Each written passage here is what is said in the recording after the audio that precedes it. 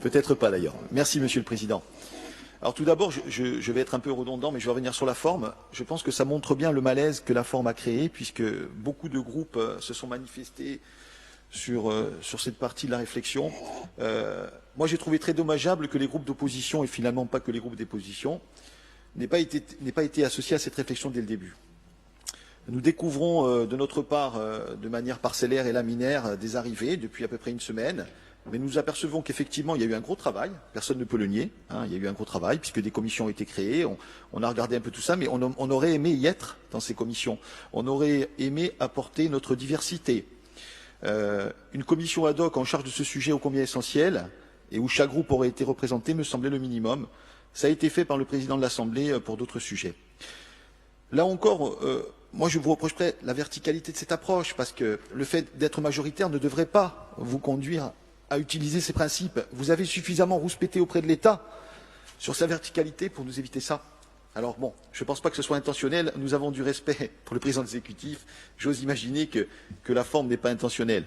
Je dirais simplement que si l'avis de certains acteurs économiques était bien sûr essentiel, qui mieux qu'eux connaît les enjeux de cette activité ô combien importante pour la Corse, eh bien j'ose le dire, il en va de même avec les politiques que nous sommes. Les politiques ont un devoir, et surtout que nous sommes de sensibilités différentes, qui ne nous séparent pas, mais qui peuvent nous enrichir, et je pense que nous aurions pu amener quelque chose au niveau de la création. Alors, ce n'est pas un propos qui vient là pour rien. Vous nous proposez maintenant d'amender, d'être là, mais c'est un peu tard. Arriver maintenant à sortir la quintessence de tous ces documents, je vais vous le démontrer, ça va être un peu compliqué. Un petit mot aussi sur, comme l'ont dit mes collègues, sur les relations avec l'État. Moi, je vais juste m'arrêter à être pragmatique pour que ça marche. Est-ce qu'on a utilisé la meilleure approche pour que l'État vienne mettre ses 300 millions d'euros? J'ai des doutes. Bon, la majorité assumera, mais je vous fais part de ces doutes. Encore une fois, le Président l'a bien dit, il n'y a pas de notion de subordination ou quoi, mais je pense que ça aurait peut-être pu être amené différemment. Jean-Charles Orsout a cité un document co-signé par un président de région avec une préfète. Je pense que ça aurait donné du poids à ce document aussi. Alors sur le fond, quelques préalables. Je rejoins votre analyse sur l'endettement global des entreprises par rapport au PGE. Le PGE a été un amortisseur extraordinaire qui a joué son rôle en plein, mais il va gréver d'au moins 5 à 7 ans les capacités d'autofinancement net des entreprises. Je rajouterai que l'impact des pertes sur l'exercice 2020 va provoquer dans les comptes sans doute des trésoreries négatives, et vous savez qu'avec des trésoreries négatives, quand on va voir les banques, hein, je vous fais fi de la réponse. Donc je pense que, et ça a été vu pour la partie PGE, le fait de renforcer les fonds propres, c'est une bonne idée. Je pense que là-dessus, il faut bien sûr aussi voir l'endettement, mais renforcer les fonds propres, c'est une bonne idée. Je vais un petit peu vite. Hein. Le volet 2. Alors, je me suis attelé à vérifier les chiffres de l'efficacité du plan Soustaigne de la première phase. Ils ne sont pas glorieux. Vous n'en êtes pas les seuls responsables. Les entreprises n'ont pas été vraiment là. Je crois qu'il y a une raison aussi qui vient de la mécanique du système. Les banques, 9 fois sur 10, elles traitent à la fois le PGE et Soustaigne. Donc elles ne le font qu'une fois. Donc à mon avis, il faut mieux faire là-dessus. Et je pense aussi que vous devriez porter un effort sur un différé plus long, avec un effort particulier sur les premières échéances qui vont être les plus difficiles. Voilà. Le volet 3. Alors, tout à chacun aura remarqué que le volet 3, c'est The Boss. Il y a 307 millions d'euros sur 406, soit plus de 75% du plan. Je reviendrai plus tard sur l'acceptabilité de la population eu égard à la faiblesse des sommes proposées aux plus démunis. Je pense qu'il faut mettre ça en relief. Mais je vais d'abord parler du plan. Toutes les mesures fiscales sont bonnes à prendre, vous avez raison, mais elles doivent être priorisées. Et je pense que, par exemple, l'élargissement des exonérations de charges sociales, ça c'est très très important parce que ça touche pas tout le monde, parce que vous allez avoir le cas d'une personne qui n'a pas d'employé, mais presque tout le monde. C'est un dispositif que tout le monde peut accepter. On ne va pas dire, mais moi je ne peux pas investir, moi j'ai ci. Je pense que ça c'est une très bonne piste. Il en va de même pour le crédit d'impôt formation. Alors, pour le crédit d'impôt d'investissement, j'en suis particulièrement fan, parce que ça a permis beaucoup de choses sur la Corse, mais je ne vois pas trop sa place dans Salvet. Je l'aurais plutôt vu dans Relance. Parce que là, c'est un document d'urgence, et je ne suis pas sûr que le petit commerçant qui va essayer de sauver sa vie, il va penser aux investissements qu'il va faire et au crédit d'impôt qu'il va recevoir. Ça ne veut pas dire que je suis contre, mais je pense que ça doit être plaidé dans le deuxième volet. Pour ce qui concerne le crédit d'impôt pour les pertes exceptionnelles, j'y avais pas pensé. Moi, je veux bien qu'on m'explique parce que je suis pas sûr de tout avoir compris. Mais si ça peut se faire, c'est sûr que c'est quelque chose qui mérite d'être creusé. Donc, voilà, si on avait été en commission, on aurait pu poser des questions. Bon, on les pose maintenant. Alors, point suivant. 6 millions d'euros pour la mesure tourisme, cette enveloppe semble très faible. Vous allez me répondre que le tourisme bénéficie aussi des autres mesures, et vous aurez forcément raison. Mais quand même, 6 millions d'euros rapportés à 30% du PIB sur des mesures propres au tourisme, je pense que c'est faible. Outre l'investissement, bon nombre d'études de marché, vous les connaissez mieux que moi, hein, l'offre avant et après, les équipements pour les séminaires, l'événementiel, ça c'est des choses qui peuvent être financées assez rapidement et donc dépensées. Je vais maintenant m'atteler à l'élément qui va retenir mon intervention, c'est, je vais peser mes mots, le déséquilibre extraordinaire entre les aides à destination des entreprises et le volet concernant l'accompagnement des personnes précaires ou précarisées. Je reprends vos propos. Ça a été dit par, alors il m'a enlevé beaucoup d'éléments, mais je le dis quand même, hein, par Jean-Charles Orsouch, 11 millions d'euros à comparer avec un montant de 406 millions d'euros. Je nous mets en garde sur la notion d'acceptabilité des populations. Il y a des choses très intéressantes. Je pense que l'aide aux associations type Resto du Cœur et autres, c'est une très bonne idée. D'ailleurs, ça fait partie des préconisations du plan santé au niveau national, donc je pense que vous avez bien fait de le remettre. Vous avez des mesures sur le RSA à hauteur de 6 millions d'euros, mais je pense qu'il manque beaucoup de choses qu'on pourrait faire. Je vais vous les citer encore, même si ce n'est pas aujourd'hui qu'on devrait le faire. Mais pour suivre l'exemple du gouvernement qui vient de l'annoncer, ça date d'hier, vous avez raison, tout devient caduc très rapidement dans cette période de crise.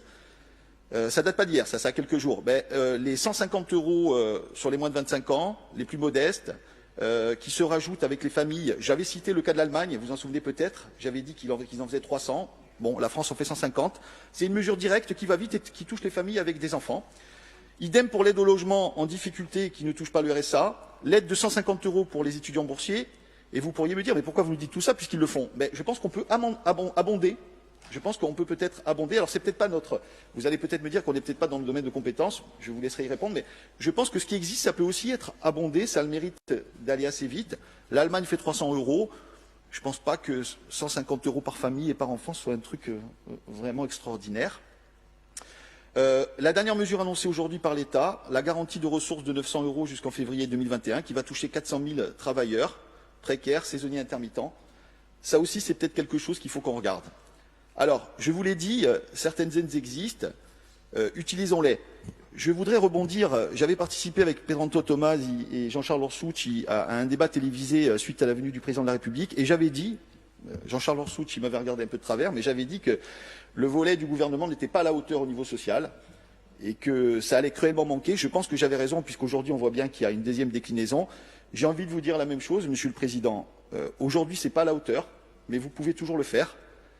Et je pense que ça permettrait de rendre acceptables toutes les aides qui vont aller aux entreprises et qu'il ne s'agit pas de remettre en cause dans mon propos. Alors peut-être qu'il y aura des arbitrages, des choses à faire. Mais sincèrement, 11 millions d'euros, je reprends votre tableau, hein, je me suis fié à vos chiffres. Hein, j'ai additionné accompagnement des personnes précaires ou précarisées, 11 millions d'euros, sur un total de 406 millions d'euros. Je ne suis pas sûr que vous allez vraiment arriver à l'expliquer. Je pourrais continuer sur l'aide aux étudiants accordée. Il y a des loyers à prendre en compte. Il y a des frais de bouche peut-être à réfléchir. Je sais que vous faites déjà beaucoup. Attention, hein, je suis au courant qu'on a déjà œuvré. Je vous dis simplement qu'on peut encore mieux faire. Ah pardon. Je disais donc il y a déjà des aides, des choses que vous faites. On en a parlé dans cet hémicycle, mais je pense qu'on peut encore mieux faire. Et sincèrement, venir abonder des choses quand elles sont censées de la part de l'État, ben, ça peut aussi s'imaginer. Je l'ai dit, ne reproduisons pas la même erreur de l'État qui a dû corriger 3 mois après son plan, qui n'était visiblement pas à la hauteur au niveau social. Moi, je voudrais vous dire que j'ai toujours inscrit mon action dans la lignée d'une droite sociale. Quand j'entends parler mon collègue Pedranto sur ces sujets-là, je dois reconnaître qu'on est souvent en face. Et cette droite, elle voit un équilibre entre l'aide aux entreprises et bien sûr la défense des populations, et notamment, il l'a dit, mais je le redis parce que je le partage, la mise en œuvre de la justice sociale. Donc je pense que tout ça relève de l'acceptabilité. Je crois que cette présentation est entendue, elle sera forte. Je voudrais terminer en vous ouvrant une autre possibilité aussi. vous savez que, alors ça va peut-être pas vous plaire, mais je le dis quand même, la collectivité reçoit taxe sur la TFE et la taxe foncière des entreprises. Moi, sur ma commune, j'ai proposé de ne pas la percevoir pour aider les entreprises. Je parle de la TFE, on réfléchit à la taxe foncière. Peut-être que nous aussi, nous pourrions imaginer, si c'est possible, que sur l'ensemble du territoire corse, cette TFE ne soit pas perçue dans sa totalité ou pas. Ça montrerait aussi que sur nos leviers, on peut agir et ça pourrait peut-être faire en sorte que les communes qui le peuvent et les collectivités le fassent aussi. Et cette addition de petits éléments pourront conduire à des sommes qui sont importantes. Sur ma commune, par exemple, la TFE, c'est 56 000 € pour la part communale. 56 000 €, c'est important pour les commerçants. Je dois dire qu'on se heurte souvent à des difficultés avec l'État sur ces sujets-là. C'est-à-dire que quand on pose des questions pour savoir comment on peut faire, on n'a pas forcément la réponse rapide. Et là-dessus aussi, peut-être que l'ingénierie de la collectivité pourrait nous permettre d'y faire face. Donc voilà, moi je pense que vous avez bien cerné le volet économique des entreprises, plus ou moins. C'est fini ? Plus ou moins, je termine. Hein. Plus ou moins, un peu ou prou, ça dépendra bien sûr de l'attitude de certains. Je pense que le volet social a bien été expliqué par les syndicats et je partage ce point de vue, peut mieux faire.